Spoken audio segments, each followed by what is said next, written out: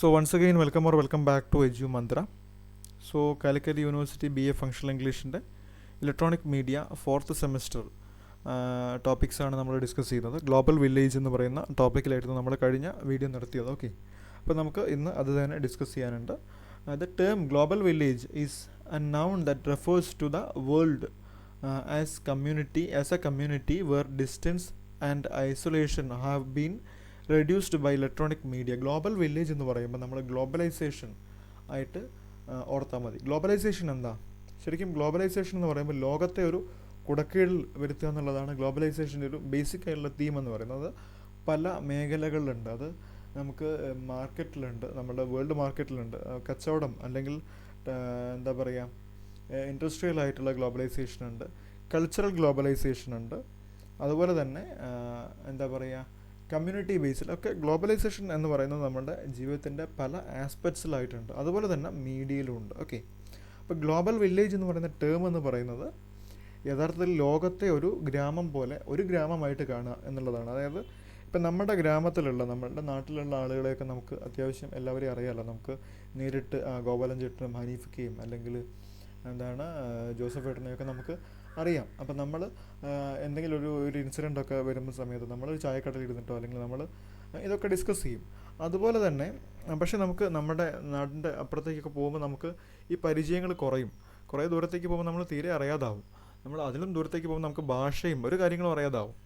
അപ്പം ഈ global village എന്ന് പറയുന്ന കോൺസെപ്റ്റ് എന്ന് പറയുന്നത് ഈ ഡിജിറ്റൽ ഡിവൈസിൻ്റെ സഹായത്തോടു കൂടി, ഇലക്ട്രോണിക് മീഡിയയുടെ സഹായത്തോടു കൂടി ലോകത്തെ ഒരു വില്ലേജായിട്ട് കാണുക എന്നുള്ളതും ആ ഒരു ഡിസ്റ്റൻസിൻ്റെ ഐസൊലേഷനെ റെഡ്യൂസ് ചെയ്യുക എന്നുള്ളതും അതുപോലെ തന്നെ എന്താ പറയുക ആ ഒരു ആളുകൾ തമ്മിലുള്ള അകലം കുറയ്ക്കാനായിട്ട് ശ്രമിക്കുക എന്നുള്ളതുമാണ് ഈ ഗ്ലോബൽ വില്ലേജ് എന്ന് പറയുന്ന ഒരു ടേം കൊണ്ട് ഉദ്ദേശിക്കുന്നത്. അല്ലെങ്കിൽ ആ ഒരു ടേം അതിനെയാണ് മീൻ ചെയ്യുന്നത്. ഓക്കെ, അപ്പോൾ നമുക്കറിയാം നമ്മൾ ഇത്രയും ക്ലാസ്സുകളിലൊക്കെ ഡിസ്കസ് ചെയ്തൊരു കാര്യമാണ്. ഇപ്പം നമ്മൾ ഈ ന്യൂ മീഡിയയെ പറ്റി പറഞ്ഞപ്പോഴും നമ്മൾ പറഞ്ഞു, നമ്മൾ ഈ ഇലക്ട്രോണിക് മീഡിയയുടെ ഒരു പ്രത്യേകത എന്ന് പറയുന്നത് നമ്മൾ ലോകത്തിൻ്റെ ഏത് ഭാഗത്ത് നിന്നിട്ടും നമുക്ക് ലോകത്തിൻ്റെ ഏത് ഭാഗത്തേക്കും നമുക്ക് ഇൻഫർമേഷൻസ് സ്പ്രെഡ് ചെയ്യാം. ഇപ്പം ടെക്നോളജീസിൻ്റെ ഒരു അഡ്വാൻസ്മെൻറ്റ് കാരണം ഭാഷ പോലും ഒരു ബാരിയർ അല്ല. ഓക്കെ, പലപ്പോഴും ഈ TV, ടെലിവിഷൻ, റേഡിയോ മാധ്യമങ്ങളുടെയൊക്കെ ഒരു ബാരിയർ എന്ന് പറയുന്നത് അവർക്ക് ഡിസ്റ്റൻസ് ഒരു പ്രശ്നമല്ലെങ്കിലും ഭാഷ ഒരു വിഷയമായിരുന്നു അല്ലേ. നമ്മൾ ഗൾഫിൽ നടക്കുന്നൊരു കാര്യം അറബി അറിയാത്ത മലയാളിക്ക് മനസ്സിലാക്കാൻ ബുദ്ധിമുട്ടായിരുന്നു ഇത്രയും കാലം. പ്രത്യേകിച്ച് ചൈനീസ് പോലെയുള്ള ഭാഷകൾ, കൊറിയൻ ഭാഷകളൊക്കെ തീരെ മനസ്സിലാവില്ല അല്ലേ. നമ്മളതിനെപ്പറ്റി ശ്രമിക്കുക വേണ്ട. ഇനി ഇവരൊക്കെ ആണെങ്കിൽ മലയാളം പഠിക്കാനാണെങ്കിൽ എനിക്ക് തോന്നുന്നു അവർക്ക് 10 ജന്മം വേണ്ടി വരും. പക്ഷേ നമ്മളുടെ ഇപ്പോഴത്തെ ടെക്നോളജി വെച്ചിട്ട് നമുക്ക് ഏത് ഭാഷയും മനസ്സിലാക്കാൻ പറ്റും. ഭാഷ പലപ്പോഴും വിഷ്വൽ മീഡിയയ്ക്ക് ഒരു ബാരിയറായിട്ട് എനിക്ക് തോന്നിയിട്ടില്ല. കാരണം നമുക്ക് സീനുകളൊക്കെ വെച്ചിട്ട് നമുക്ക് കാര്യം മനസ്സിലാവാനായിട്ട് സാധിക്കും. പക്ഷേ ഇപ്പം അതിനും സംവിധാനമുണ്ട്. നമുക്ക് ഇൻ്റർനെറ്റ് ടെക്നോളജി വെച്ചിട്ട് തന്നെ, ഇൻ്റർനെറ്റിലുള്ള ടെക്നോളജി വെച്ചിട്ട് തന്നെ നമുക്ക് ഭാഷ നമ്മുടെ ഭാഷയിലേക്ക് കൺവേർട്ട് ചെയ്യാനുള്ള സംവിധാനം, കേൾക്കാനുള്ള സംവിധാനമുണ്ട്. അപ്പം ഈ ഗ്ലോബൽ വില്ലേജ് എന്ന് പറയുമ്പം ഇതിൻ്റെയൊക്കെ ബാരിയേഴ്സിനെ തകർത്തുകൊണ്ട് നമ്മുടെ ഐസൊലേഷൻ ഇല്ലാതാക്കുകയാണ്, നമ്മുടെ ഒറ്റപ്പെടലിനെ നമ്മൾ ഇല്ലാതാക്കുകയാണ്. അപ്പോൾ നമുക്ക് ഇപ്പം ഞാൻ എപ്പോഴും ഇങ്ങനത്തെ കാര്യങ്ങൾ പറയുമ്പോൾ ഞാൻ പറയാറുണ്ട്, നമ്മുടെ പണ്ട് കാലത്തൊക്കെ നമ്മുടെ സൈനിക ഉദ്യോഗസ്ഥരൊക്കെ കാശ്മീരിലും ഉത്തരാഖണ്ഡിലും ഗുജറാത്തിലുമൊക്കെ അതിർത്തിയിലൊക്കെ ജോലി ചെയ്യുന്ന, പിക്കറ്റ്സിലൊക്കെ ജോലി ചെയ്യുന്ന സൈനികർ പലപ്പോഴും അവർക്ക് കമ്മ്യൂണിക്കേഷൻ എന്ന് പറയുന്നത് അവർക്ക് വീക്ക്ലി വരുന്ന കത്തുകളായിരുന്നു. പലപ്പോഴും അതിനും ബുദ്ധിമുട്ടുള്ള കാലമുണ്ട്. അപ്പം ഞാൻ പല എക്സ്പീരിയൻസും കേട്ടപ്പം പല ആളുകളും പറയാറുണ്ട്, അമ്മ മരിച്ചിട്ട് പോലും എത്താൻ പറ്റാതെ, വിവരം അറിയാതെ ഇരുന്ന ആളുകളടക്കമുണ്ട്. പണ്ട് കമ്പി എന്ന് പറയുന്ന സംവിധാനമായിരുന്നു. അതും പ്രോപ്പറായിട്ട് ചിലപ്പോൾ എത്തില്ല മിലിറ്ററി ഉദ്യോഗസ്ഥരെയൊക്കെ സംബന്ധിച്ചിടത്തോളം. അതുപോലെ ഗൾഫിലൊക്കെ താമസിക്കുന്ന ആളുകളെ, ജോലി ചെയ്യുന്ന ആളുകളെയൊക്കെ സംബന്ധിച്ചിടത്തോളം വിവരങ്ങൾ അറിയാൻ അങ്ങോട്ടും ഇങ്ങോട്ടും ഭയങ്കര ബുദ്ധിമുട്ടായിരുന്നു. അപ്പോൾ ഒരു ഒറ്റപ്പെടൽ, പ്രത്യേകിച്ച് നമ്മൾ ആടുജീവിതത്തിലെ നജീബിനെയൊക്കെ പോലെയുള്ള ആളുകൾ ഗൾഫിലൊക്കെ എത്തുന്ന സമയത്ത് കുറച്ചുകൂടെ, പട്ടാളത്തിലൊക്കെ ആകുമ്പം അവർക്ക് അവരുടെ കൂടെയുള്ള ആളുകളുണ്ടാകും. പക്ഷേ നമ്മൾ ജോലിയൊക്കെ തേടി പല സ്ഥലങ്ങളിലും പോകുമ്പോൾ ചിലപ്പോൾ വല്ലാതെ ഒറ്റപ്പെടും. ഓക്കെ, അപ്പോൾ അതിന് ഈ ഇലക്ട്രോണിക് മീഡിയയുടെ സഹായം വന്നപ്പം വളരെയധികം പോസിറ്റീവായിട്ടുള്ളൊരു ഇമ്പാക്റ്റ് അതിനകത്ത് ഉണ്ടാക്കിയിട്ടുണ്ട്. അത് സൈനികരുടെ ജീവിതത്തിലായാലും ഇതുപോലെ ഗൾഫിലൊക്കെ നിൽക്കുന്ന പ്രവാസികളുടെ ജീവിതത്തിലായാലും ഒക്കെ ഉണ്ടാക്കിയിട്ടുണ്ട്. അത് അവരുടെ മാത്രമല്ല, ലോകത്തെ എല്ലാ ആളുകളുടെയും ജീവിതത്തിൽ ഈ ഒരു ഐസൊലേഷനെ കുറേയൊക്കെ റെഡ്യൂസ് ചെയ്തിട്ടുണ്ട് എന്നൊരു പോയിൻ്റ് നിങ്ങൾ മനസ്സിലാക്കുക. ഓക്കെ, ഞാൻ ഇത്രയും പറഞ്ഞപ്പോൾ തന്നെ നിങ്ങൾക്ക് ഈ ഗ്ലോബൽ വില്ലേജ് എന്താണെന്നുള്ള പോയിൻറ്റ്സ് നിങ്ങൾക്ക് ഇംഗ്ലീഷിൽ നിങ്ങൾക്ക് ചിന്തിച്ചുണ്ടാക്കാവുന്നതേ ഉള്ളൂ. എന്നാലും നമുക്ക് വായിച്ചു നോക്കാം. The term was coined by the Canadian media theorist Marshall MC Luhan. Okay, അപ്പോൾ നിങ്ങൾ ഈ പോയിന്റ് നിങ്ങൾ ഓർത്ത് വെക്കണം. ഈ ഗ്ലോബൽ വില്ലേജ് എന്ന് പറയുമ്പോൾ ഈ പോയിന്റ് നിങ്ങളുടെ പേപ്പറിൽ ഉണ്ടായിരിക്കണം, അല്ലെങ്കിൽ അടി കിട്ടും. Okay, so the term was coined by Canadian media theorist Marshall MC Luhans in his 1962 book the Gutenberg galaxy. Okay, ഈ ഗുട്ടൻബർഗ് ആരാന്നൊക്കെ നിങ്ങൾക്ക് അറിയാലോ അല്ലേ. ആൻഡ് MC ലുഹാൻ എന്ന് പറയുന്ന മാർഷൽ MC ലുഹാൻ എന്ന് പറയുന്ന കനേഡിയൻ മീഡിയ തിയറിസ്റ്റാണ് ഈ ഒരു വാക്ക് ആദ്യമായിട്ട് കോയിൻ ചെയ്തത്. ഓക്കെ, അതും അദ്ദേഹത്തിൻ്റെ 1962 അദ്ദേഹം പുറത്തിറക്കിയിട്ടുള്ള പ്രകാശനം ചെയ്തിട്ടുള്ള ഗുട്ടൻബർഗ് ഗാലക്സി എന്ന് പറയുന്ന ഒരു പുസ്തകത്തിലാണ് അദ്ദേഹം പറയുന്നത് making the typographic man and അതായത് ആ ബുക്കിൻ്റെ പേരാണ് the Gutenberg galaxy the making of typographic man and his അദ്ദേഹത്തിൻ്റെ മറ്റൊരു പുസ്തകമായിട്ടുള്ള 1964 പുസ്തകമായിട്ടുള്ള അണ്ടർസ്റ്റാൻഡിങ് മീഡിയ എന്ന് പറയുന്ന പുസ്തകത്തിലും അദ്ദേഹം ഗ്ലോബൽ വില്ലേജ് എന്ന് പറയുന്ന വാക്ക് അദ്ദേഹം പറയുന്നുണ്ട്. Okay, MC Luhan's concept was based on the idea the technology would connect people world wide. ഞാൻ പറഞ്ഞ പോലെ തന്നെ അദ്ദേഹത്തിൻ്റെ ഒരു കോൺസെപ്റ്റ് എന്ന് പറയുന്നത് ടെക്നോളജിക്ക്, പ്രത്യേകിച്ച് മീഡിയ ടെക്നോളജിക്ക് ലോകത്ത് അങ്ങോളം ഇങ്ങോളമുള്ള ആളുകളെ കൂട്ടിച്ചേർക്കാനായിട്ട് കണക്ട് ചെയ്യാനായിട്ട് സാധിക്കും എന്നുള്ളതാണ്. യഥാർത്ഥത്തിൽ ശരിയല്ലേ? നമ്മൾ ഫേസ്ബുക്കിലൂടെയും വാട്സപ്പിലൂടെയൊക്കെ നമ്മൾ എത്രത്തോളം ഡിസ്റ്റൻസ് ഉള്ള ആളുകളുമായിട്ട് നമ്മൾ കമ്മ്യൂണിക്കേറ്റ് ചെയ്യുന്നുണ്ട് അല്ലേ. നമ്മൾ എവിടെയൊക്കെ ഇരുന്നിട്ട് ആളുകൾ കണ്ടൻറ്റുകൾ ഷെയർ ചെയ്യുന്നുണ്ട്, ആളുകൾ അതിനെ കൺസ്യൂം ചെയ്യുന്നുണ്ട്, എൻ്റർടൈൻ ചെയ്യുന്നുണ്ട്. അപ്പം ഇതൊക്കെ ഈ പറയുന്ന ടെക്നോളജി, നമ്മൾ മൊബൈൽ ഫോൺ ഉൾപ്പെടെയുള്ള ടെക്നോളജിയുടെ ഒരു ഇമ്പാക്റ്റാണ് അദ്ദേഹം പറഞ്ഞിട്ടുള്ളത്. Okay, allowing them to share information and experience even when they are not physically close. അറിയാലോ, നിങ്ങൾക്ക് അറിയാലോ. അപ്പോൾ ഞാൻ പറഞ്ഞ പോയിന്റ് തന്നെയാണ്, നമ്മൾ ഫിസിക്കലി അടുത്തിരിക്കണം എന്നില്ല നമുക്ക് സംസാരിക്കാനായിട്ട്. അപ്പോൾ ഞാൻ നിങ്ങൾക്ക് ക്ലാസ് എടുക്കുമ്പം നിങ്ങളുടെ ഫിസിക്കൽ പ്രസൻസ് എൻ്റെ മുന്നിൽ ഉണ്ടാവണം എന്നൊരു നിർബന്ധമില്ല. ഇപ്പോഴത്തെ കാലത്ത് നമുക്ക് കുറച്ച് ഈ മീഡിയ ഡെവലപ്മെൻറ്റും ഒക്കെ ഇത്രയൊക്കെ ആവുന്നതിന് മുൻപ് ഇങ്ങനൊരു കാര്യം ഉണ്ടാവുമായിരുന്നോ? നമുക്ക് പറ്റുമായിരുന്നോ അല്ലേ? നമ്മൾ ഓൺലൈൻ ക്ലാസ്സുകളെ പറ്റി പറയുമ്പോൾ എനിക്ക് ഓർമ്മ വന്നൊരു പരസ്യമുണ്ട്. നമ്മൾ പിന്നെ വീഡിയോകോൺ ആണെന്ന് തോന്നുന്നു. ഈ നോർത്ത് ഇന്ത്യയിലൊക്കെ പല സ്ഥലങ്ങളിലും കുട്ടികൾക്ക് സ്കൂൾ സംവിധാനം വളരെ തുച്ഛമായിരിക്കും. അപ്പോൾ അവിടെ ഈ മൊബൈൽ ഫോൺ വഴി, നമ്മുടെ ഓർഡിനറി മൊബൈൽ ഫോൺ വഴി അധ്യാപകർ ക്ലാസ് എടുക്കുമ്പം ഒരു ഫോൺ അവിടെ ഓണാക്കി വെച്ചിട്ട്, വളരെ റിമോട്ട് ഏരിയയിലെ കുട്ടികൾ ഒരു ഫോൺ അവിടെ ഓണാക്കി വെച്ചിട്ട് ഈ ക്ലാസ്സുകൾ കേൾക്കുന്ന ഒരു സംവിധാനം പണ്ടൊരു കോൺസെപ്റ്റ് പരസ്യത്തിൽ കൊണ്ടുവന്നിരുന്നു. അത് ഏതൊരു ടെലികോം കമ്പനിയാണ്, ഐഡിയ ആണെന്ന് തോന്നുന്നു, ഐഡിയ വോഡഫോണോ അങ്ങനെ എന്തോന്നാണ്. പിന്നീട് നമ്മൾ അത് യഥാർത്ഥത്തിൽ ടെക്നോളജിക്കലി നമ്മൾ കോവിഡ് മഹാമാരി വന്ന സമയത്ത് വലിയൊരു പ്രതിസന്ധി വന്ന സമയത്ത് നമ്മൾ റിയലായിട്ട് ചെയ്തു അല്ലേ. ഇപ്പം നമ്മൾ ഒരുപാട് യൂട്യൂബ് ക്ലാസ്സുകൾ നമ്മൾ കേൾക്കുന്നു, നമുക്ക് വിവിധ വിഷയങ്ങളെക്കുറിച്ച് നമ്മൾ ക്ലാസ്സുകൾ കേൾക്കുന്നുണ്ട്. അപ്പം നമ്മളുടെ ഫിസിക്കൽ പ്രസൻസിനെ അവിടെ ആവശ്യമില്ല എന്നുള്ളതാണ് അതിൻ്റെ ഒരു കാര്യം. ഓക്കെ, അപ്പോൾ അതാണ് അദ്ദേഹം ആ ഒരു പോയിന്റിൽ അദ്ദേഹം പറയുന്നത്. It describes the phenomenal of the entire world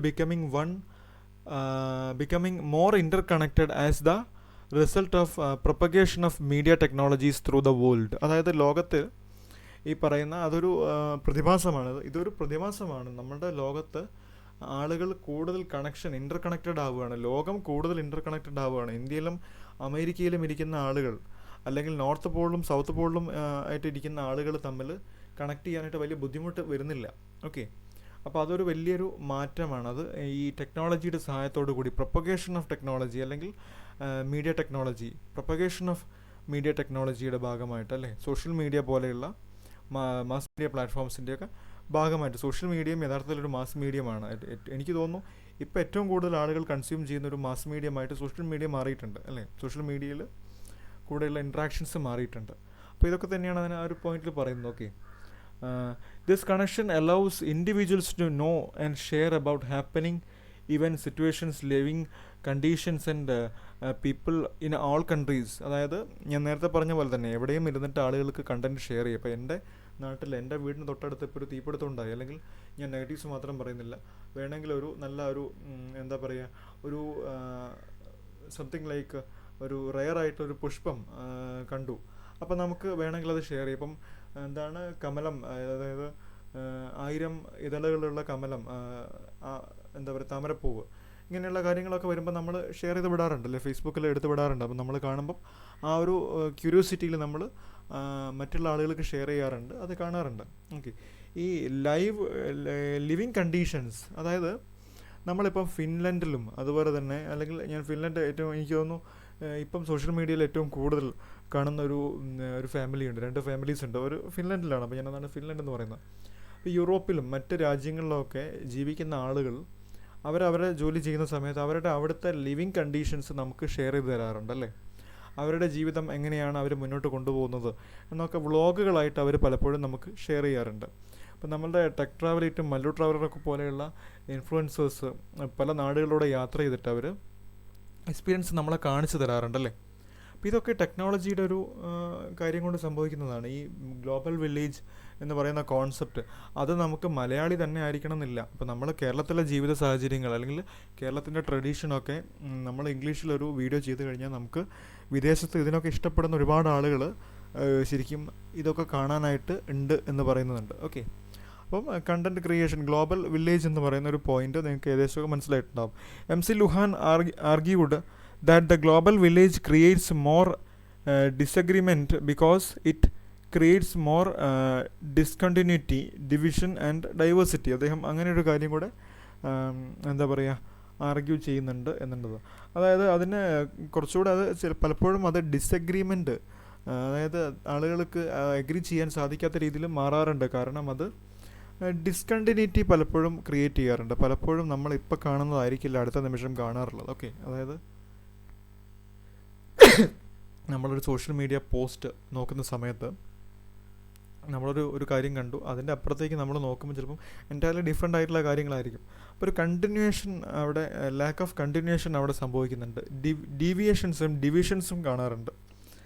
അതുപോലെ തന്നെ ഡൈവേഴ്സിറ്റീസ്, ഇപ്പം പലപ്പോഴും കൾച്ചർ തമ്മിൽ ഉള്ള വ്യത്യാസമൊക്കെ ഉണ്ടാവുമല്ലോ. ഇപ്പം നമ്മൾ പല മതപ്രഭാഷകരൊക്കെ സംസാരിക്കുമ്പം അങ്ങോട്ടും ഇങ്ങോട്ടുമൊക്കെ അവർ അടിയുണ്ടാക്കുന്നതൊക്കെ കാണാം. അപ്പോൾ അത്തരത്തിലുള്ള കാര്യങ്ങളും സോഷ്യൽ മീഡിയ വഴി ഉണ്ടാവാറുണ്ട്. അല്ലെങ്കിൽ ഗ്ലോബൽ വില്ലേജ് എന്ന് പറയുന്ന ഒരു കോൺസെപ്റ്റ് വരുമ്പോൾ അതിനെ ഡിസഗ്രി ചെയ്യാറുണ്ട് ആളുകൾ. ഓക്കെ, ഇപ്പം ഏറ്റവും സിമ്പിളായിട്ട് പറഞ്ഞാൽ വെസ്റ്റേൺ കൾച്ചറിൽ നമ്മൾ ഡ്രസ്സ് ചെയ്ത് നടക്കുമ്പം നമ്മുടെ നാട്ടിലെ അപ്പൂപ്പന്മാരും അമ്മൂമ്മമാരും അമ്മാവന്മാരും അമ്മായിമാരും ഒക്കെ നമ്മളെ വഴക്ക് പറയാറില്ലേ, ഇത് നമ്മുടെ ശൈലിയല്ല, നമ്മുടെ രീതിയല്ല. നമ്മുടെ യൂറോപ്യൻ കൾച്ചർ പലപ്പോഴും ആളുകൾ അമിതമായി ഫോളോ ചെയ്യുന്ന സമയത്ത് ആളുകൾ ഡിസഗ്രി ചെയ്യാറുണ്ട് അതുമായിട്ട്. നമ്മുടെ നാട്ടിലുള്ള ആളുകൾ നമ്മുടെ രീതിയിൽ മുന്നോട്ട് പോകാനായിട്ട് പറയും. പലപ്പോഴും നമ്മളുടെ ട്രഡീഷൻസ് അവരെ സംബന്ധിച്ചിടത്തോളം അങ്ങനെയായിരിക്കും, അവർ അക്സെപ്റ്റ് ചെയ്തൊന്നും വരില്ല. അപ്പോൾ അത്തരത്തിലുള്ള ഡിസഗ്രിമെൻറ്റ്സ് ഡൈവേഴ്സിറ്റിയുടെ ഭാഗമായിട്ടും ഡിവിഷൻസിൻ്റെ ഭാഗമായിട്ടും ഈ ഡിസ്കണ്ടിന്യൂറ്റിയുടെ ഭാഗമായിട്ടുമൊക്കെ വരാറുണ്ടെന്നും കൂടെ അദ്ദേഹം ആർഗ്യൂ ചെയ്യുന്നുണ്ട്. ഓക്കെ, അപ്പോൾ അത് ഗ്ലോബൽ വില്ലേജ് എന്ന് പറയുന്നതിന് പോസിറ്റീവായിട്ട് അദ്ദേഹം ശരിക്കും ആ ഒരു ടോപ്പിക്കിനെ അദ്ദേഹം ക്ലിയർ ആയിട്ട് പറയും. നമുക്ക് അത്ര ഡീറ്റെയിൽ ആയിട്ട് നോക്കേണ്ട ആവശ്യമില്ലാത്തതുകൊണ്ടാണ് അദ്ദേഹത്തിൻ്റെ തിയറീസിലേക്ക് കൂടുതൽ പോകാതെ നമ്മൾ ഗ്ലോബൽ വില്ലേജ് എന്താണ് എന്നുള്ളത് മനസ്സിലാക്കിയാൽ മതി. ഓക്കെ, അതിൽ അദ്ദേഹത്തിൻ്റെ ആ ഒരു പേരും അദ്ദേഹത്തിൻ്റെ പുസ്തകത്തിൻ്റെ പേരും കൂടെ നിങ്ങൾ ഓർത്ത് വെക്കുകയാണെങ്കിൽ നിങ്ങൾക്ക് എക്സാമിന് കൂടുതലായിട്ട് സ്കോർ ചെയ്യാനായിട്ട് സാധിക്കും. ആൻഡ് നമുക്കിനി advantages and disadvantages of new media എന്ന് പറയുന്നൊരു ടോപ്പിക് കൂടെ നോക്കാം. ഓക്കെ, അതായത് ഈ പറയുന്ന ന്യൂ മീഡിയയുടെ എന്താ പറയുക അഡ്വാൻറ്റേജുകളും ഡിസഡ്വാൻറ്റേജ്, ഗുണങ്ങളും ദോഷങ്ങളും. Okay, some advantages of new media include the global reach എന്ന് പറയുന്നുണ്ട്. അതായത് ഇതിൻ്റെ ഒരു ഏറ്റവും പ്രധാനപ്പെട്ട ഒരു അഡ്വാൻറ്റേജ് എന്ന് പറയുന്നത് ഗ്ലോബൽ റീച്ചാണ്. ഞാൻ ഇപ്പോൾ പറഞ്ഞ പോയിൻറ്റിൻ്റെയാണ്. നമുക്ക് ലോകത്ത് എവിടെ നിന്നിട്ടും നമ്മളുടെ കണ്ടൻറ്റ് എവിടേക്കും സ്പ്രെഡ് ചെയ്യാൻ പറ്റും. ഓക്കെ, ഇപ്പോൾ നമ്മൾ ഫിസിക്കലി ഇപ്പോൾ നമ്മളൊരു ക്ലാസ് എടുക്കുകയാണെങ്കിൽ അല്ലെങ്കിൽ ഒരു എന്തെങ്കിലും അത്തരത്തിലൊരു കാര്യം ചെയ്യുകയാണെങ്കിൽ നമ്മൾ ഫിസിക്കലി അവിടെ പോകണമെന്നില്ല. ഇപ്പം കേരളത്തിൽ ഇരുന്നുകൊണ്ട് ഒരു പ്രധാനപ്പെട്ട വിഷയത്തെപ്പറ്റി ഒരു പ്രഭാഷണം നടത്താൻ ഒരു യൂറോപ്പിലോ അല്ലെങ്കിൽ ഒരു G7 കൺട്രീസിലോ ഒക്കെ പോയി പ്രഭാഷണം നടത്താൻ നമ്മൾ ഫിസിക്കലി അവിടെ പോകണമെന്നൊരു നിർബന്ധമില്ല. ഇപ്പം നമുക്ക് വെർച്വലി നമുക്ക് നമ്മുടെ ക്യാമറയും നമ്മളുടെ കമ്പ്യൂട്ടർ സോഫ്റ്റ്വെയറും ഇൻ്റർനെറ്റും ഒക്കെ ഉപയോഗിച്ചിട്ട് നമുക്ക് അവിടെയുള്ള ആളുകളിലേക്ക് നമുക്ക് എത്താം. ഒന്നും വേണ്ട, നമുക്ക് ഒരു വീഡിയോ ആയിട്ട് യൂട്യൂബിൽ എടുത്തിട്ടാലും പ്രശ്നം തീർന്നു അല്ലേ.